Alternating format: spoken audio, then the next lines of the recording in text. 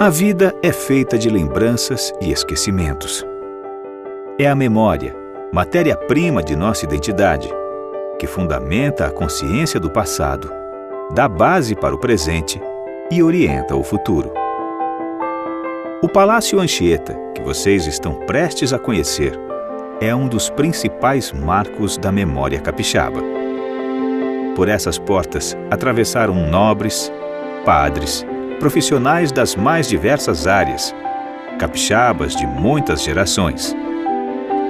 Por esses corredores passaram presidentes, autoridades nacionais e estrangeiras, estudiosos. Estas paredes guardam vestígios de uma história que o tempo escondeu e que agora, com a restauração do edifício, volta a ser mostrada. Vocês estão convidados a conhecer um pouco da história do Palácio Anchieta, que é também a história do Espírito Santo. Sejam bem-vindos e uma boa viagem pelo tempo e pela memória.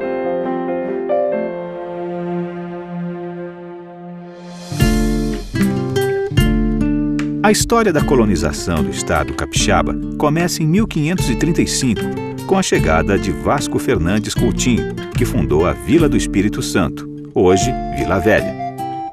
Já a história do Palácio Anchieta começa um pouco depois, em 1551, com a vinda de Afonso Brás, jesuíta que preferiu ficar na ilha de Santo Antônio, hoje Vitória.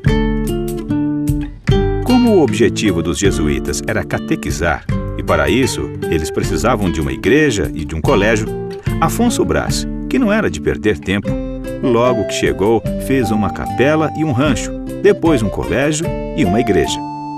Era o início do que mais tarde viria a ser o Palácio Anchieta. A estrutura do prédio que hoje conhecemos levou quase 200 anos para ficar pronta. O conjunto mostrava o poder dos jesuítas, que também movimentavam a economia e a cultura capixabas dos séculos XVI e XVII. O nome do palácio é uma homenagem a José de Anchieta, o apóstolo do Brasil, que deu continuidade à obra iniciada por Afonso Brás.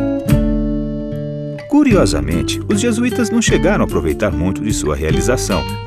É que em 1759, um decreto de Dom José I, rei de Portugal, expulsou os jesuítas do reino e das colônias.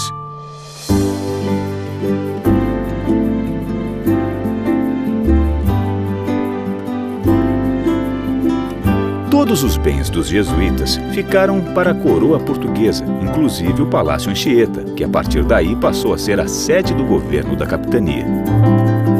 Além dos gabinetes da administração, foram instalados no palácio militares, funcionários da fazenda e serviços de saúde, entre outros setores do governo.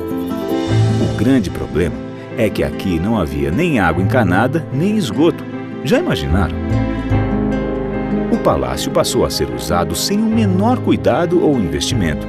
Era o retrato de uma província esquecida pelo poder central, mantida no atraso para proteger as riquezas de Minas Gerais.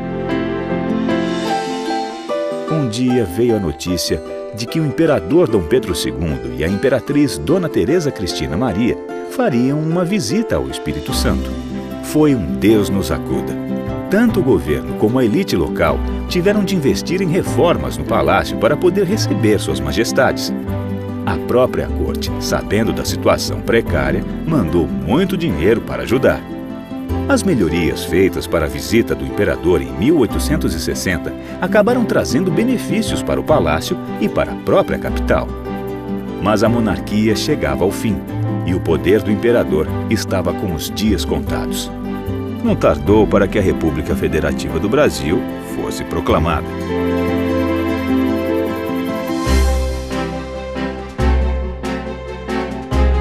Num Espírito Santo isolado e atrasado, a República deu início a uma trajetória marcada pela modernização urbana, econômica, industrial e política.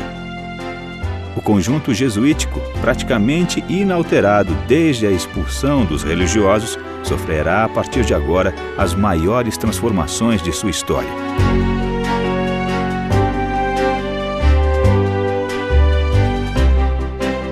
Primeiro no governo Jerônimo Monteiro, e depois na administração do interventor João Punaro Bley, o palácio passou por profundas mudanças em sua aparência e estrutura.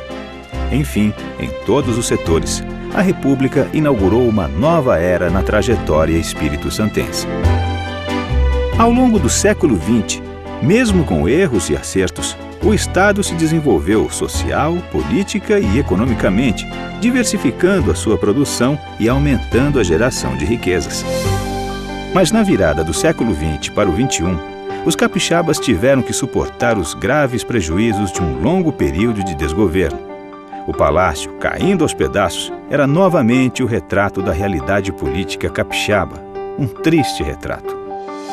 No entanto, a história sempre pode mudar seu rumo. Em 2003, o Estado do Espírito Santo iniciou uma caminhada de travessia em direção a um novo tempo político-administrativo e socioeconômico. Hoje, o Espírito Santo é um dos maiores produtores e exportadores de celulose, aço e rochas ornamentais.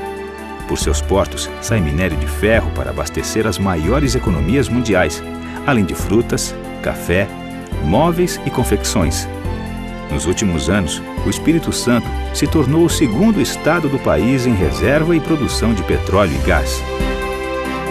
A reconstrução político-institucional levou melhorias à vida de cada um dos mais de 3,4 milhões de capixabas. Estamos entre os estados que mais reduzem os índices de pobreza. A educação é a base de construção de uma realidade com oportunidade para todos. E um dos símbolos desse novo tempo é o restauro do Palácio Anchieta. As obras de restauração do palácio e de reconstrução política do Espírito Santo integram um mesmo movimento de superação capixaba, ocorrido nesses últimos anos.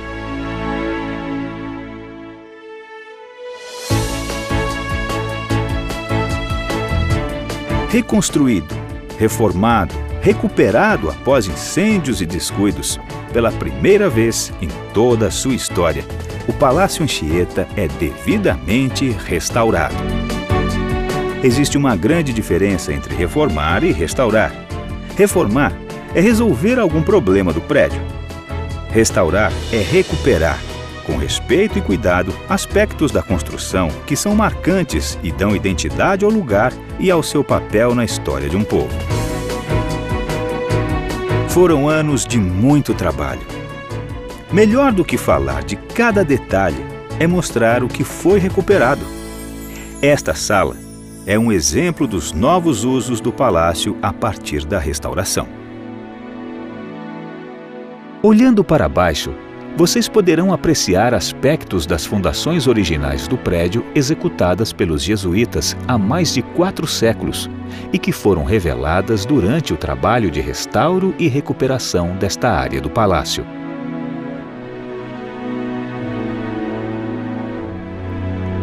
É muita coisa para ver e se surpreender. Achados arqueológicos, mobiliário de época,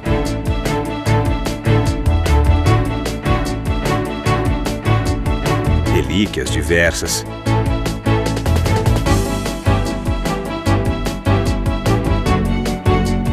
além de visitar o Salão São Tiago, o pátio interno, o espaço de convivência.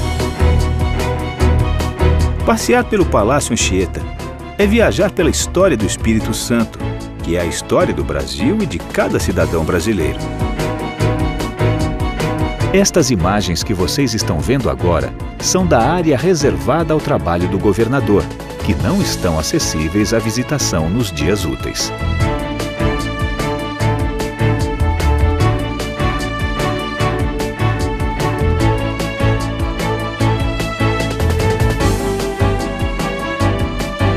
Palácio Anchieta, um espaço aberto a visitações, exposições históricas, eventos artísticos, atividades sociais, culturais e educacionais.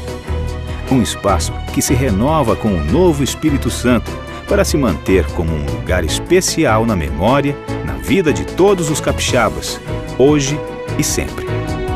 Palácio Anchieta, patrimônio capixaba.